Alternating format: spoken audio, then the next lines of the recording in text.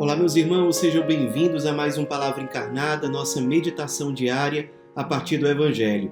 E o Evangelho de hoje, dia 15 de abril, quinta-feira, está em João, capítulo 3, versículos de 31 a 36. Nós, mais uma vez, nos reunimos em nome do Pai, do Filho e do Espírito Santo. Amém. Vinde, Espírito Santo, vinde por meio da poderosa intercessão do Imaculado Coração de Maria, vossa amadíssima esposa. Vinde, Espírito Santo, vinde por meio da poderosa intercessão do Imaculado Coração de Maria, vossa amadíssima esposa. Vinde, Espírito Santo, vinde por meio da poderosa intercessão do Imaculado Coração de Maria, vossa amadíssima esposa. Diz o Evangelho de hoje: aquele que vem do alto está acima de todos. O que é da terra pertence à terra e fala das coisas da terra. Aquele que vem do céu está acima de todos. Dá testemunho daquilo que viu e ouviu, mas ninguém aceita o seu testemunho. Quem aceita o seu testemunho atesta que Deus é verdadeiro. De fato, aquele que Deus enviou fala as palavras de Deus, porque Deus lhe dá o Espírito sem medida. O Pai ama o Filho e entregou tudo em sua mão. Aquele que acredita no Filho possui a vida eterna. Aquele, porém, que rejeita o Filho não verá a vida, pois a ira de Deus permanece sobre ele. Meus irmãos, nós costumamos, ao longo do ano litúrgico, ler com mais frequência o Evangelho de São João no período do Natal e agora, como nós estamos no período da Páscoa. Por isso que, frequentemente, nós temos, na Sagrada Liturgia, lido vários trechos do Evangelho de São João. E hoje é o caso. E nesse trecho que nós acompanhamos na liturgia de hoje, Jesus se apresenta como aquele que vem do alto e que está acima de todos. Ele revela aqui a sua identidade divina. Ele é verdadeiro Deus. E a partir do momento em que ele assume a nossa carne, em que ele, o Verbo divino, o Filho eterno de Deus, se faz carne, assume a nossa condição humana, ele se torna também verdadeiramente homem. De modo que, em comunhão com a Igreja, nós podemos proclamar, como diz na nossa fé católica, Jesus Cristo é verdadeiramente Deus e verdadeiramente homem. Agora, Jesus aqui, no Evangelho de hoje, ele fala da diferença que existe entre aqueles que aceitam o testemunho dele, aquilo que ele fala, as suas palavras, que vêm do alto, e aqueles que não aceitam o seu testemunho. E ele fala também que aquele que acredita no Filho possui a vida eterna, fazendo uma comparação com aqueles que rejeitam o Filho, que não poderão ter ou ver a vida. Então, Jesus aqui na prática, quando ele fala da importância de crer nele, de acreditar nele, de aceitar o seu testemunho, ele está falando para nós sobre a virtude da fé, que é uma virtude teologal, ou seja, é uma das virtudes que se relacionam diretamente com o nosso vínculo com Deus. As três virtudes teologais são a fé, a esperança e a caridade, que é a principal de todas elas. No Evangelho de hoje, nós somos convidados a meditar sobre a realidade da fé. Por um lado, a fé, ela é um dom. Deus nos dá o dom de acreditar. Ele nos dá esse dom, e esse dom é despertado em nós, às vezes durante uma pregação que nós estamos assistindo, às vezes enquanto nós estamos escutando uma música, ou enquanto nós estamos escutando o testemunho de alguém, ou quando nós estamos no momento de oração, ou estamos participando da missa. Deus desperta a nossa fé de muitas formas. No Lumen, quantas pessoas tiveram a fé despertada a partir de uma experiência de encontro com Jesus encarnado nos mais pobres, nos mais abandonados. Então, por algum desses meios, Deus desperta a fé em nós, e essa fé aparece como um dom. Só que a fé, por outro lado, ela é uma realidade viva.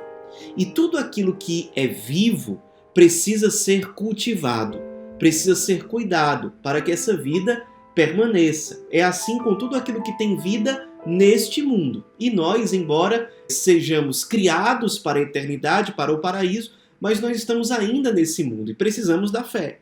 Quando nós estivermos no céu, nós vamos estar toda hora face a face com Deus, não vamos mais precisar da fé. Mas por enquanto nós precisamos e precisamos muito. E a fé é uma realidade viva dentro dessa condição terrena. Isso significa que ela precisa ser cultivada. Uma das grandes tristezas da vida de uma pessoa é quando ela perde a sua fé. Quando ela entra em crise. Ela começa a se maldizer, ela não confia mais em Deus. Ela talvez foi cultivando uma autossuficiência, cultivando uma caminhada como se tudo dependesse dela, e aí ela percebe que não dá conta e entra numa crise de fé. E aí pensa em abandonar tudo, abandonar os sacramentos, a igreja, deixar de renovar a sua experiência com Deus, abandona a sua missão e a sua vocação. Muitas vezes isso começa com uma crise de fé. E já que a fé é uma realidade viva, nós precisamos cuidar dela, nós precisamos cultivá-la. E o que nós podemos fazer para cuidar da nossa fé para que a gente não entre numa crise? Primeira coisa que nós temos que fazer para cultivar a nossa fé, sempre priorizar a nossa conversão. Quando nós começamos a negociar muito com o pecado e começamos a abrir mão daquilo que são as coisas do alto, a gente começa toda hora a dizer, mas não tem problema com isso, não tem problema com aquilo. Não tem jeito, a gente começa a desanimar. Porque se tem uma coisa que vai fazendo a fé morrer dentro de nós, é pecado em cima de pecado. Então, primeira coisa, para nós não termos crise de fé, ou para se for o caso de você, estiver agora com crise de fé, se você estiver agora, priorize a sua conversão, busque a confissão, se arrependa sinceramente, não dê mais espaço para o pecado na sua vida. Isso é muito importante.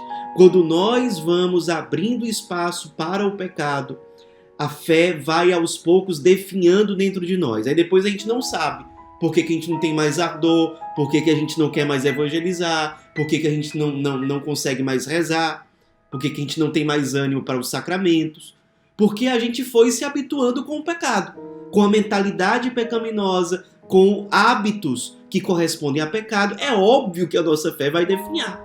E nós vamos ter uma série de problemas. E esse tipo de problema geralmente não aparece logo. Ele vai ali, vai juntando.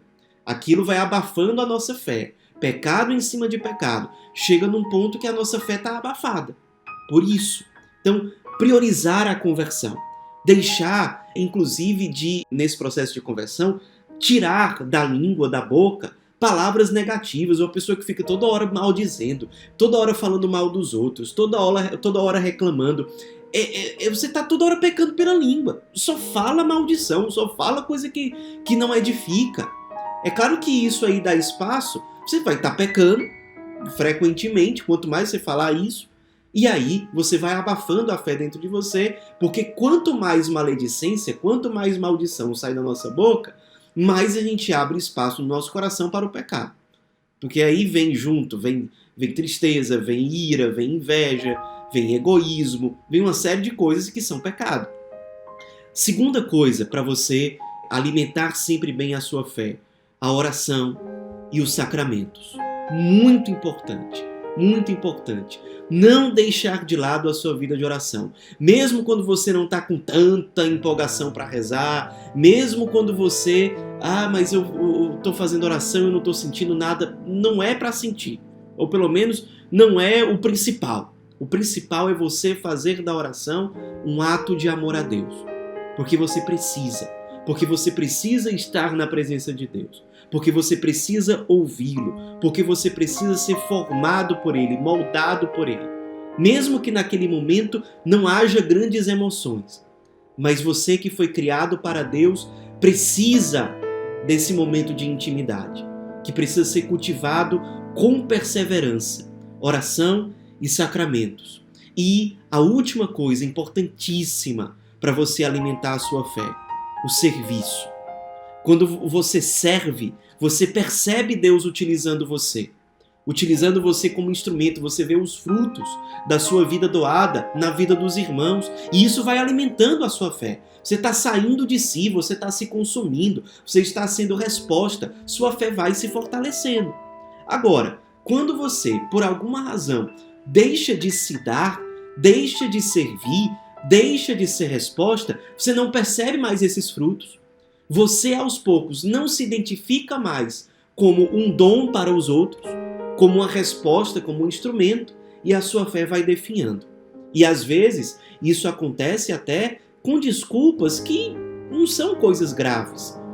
Eu vou parar de servir porque eu preciso me dedicar mais a esse trabalho, a esse projeto, que muitas vezes são coisas até boas, mas a gente tem que ter muito cuidado com isso, porque simplesmente deixar de servir, deixar um apostolado, deixar de ser resposta, pode ser uma coisa muito perigosa para a nossa vida espiritual. Então, vamos fazer o contrário dessas coisas que ameaçam a nossa fé. Vamos buscar a conversão diariamente, contando com a misericórdia de Deus. Se caímos, levantemos e vamos em frente. Vamos buscar a confissão, vamos pedir ajuda da comunidade, da igreja, buscando a nossa conversão. Oração e sacramentos, frequência, fidelidade, intensidade, perseverança, sem um apego exagerado a sentimentos e emoções, mas transformar aquilo num ato de amor. E por último, o serviço, nos identificar cada momento, a cada dia, como verdadeira resposta, como instrumento de Deus na vida dos nossos irmãos. Vamos manter viva a nossa fé para que, como diz o Evangelho de hoje, nós possamos participar da vida da Trindade, possamos participar da vida eterna. Aquele que acredita, ou seja, aquele que crê no Filho, possui a vida eterna. Que a Virgem Maria interceda por nós para manter acesa a chama da fé no nosso coração. Ave Maria, cheia de graça, o Senhor é convosco. Bendita sois vós entre as mulheres, e bendito é o fruto do vosso ventre, Jesus. Santa Maria, Mãe de Deus, rogai por nós, pecadores, agora e na hora de nossa morte. Amém. Em nome do Pai, do Filho e do Espírito Santo. Amém.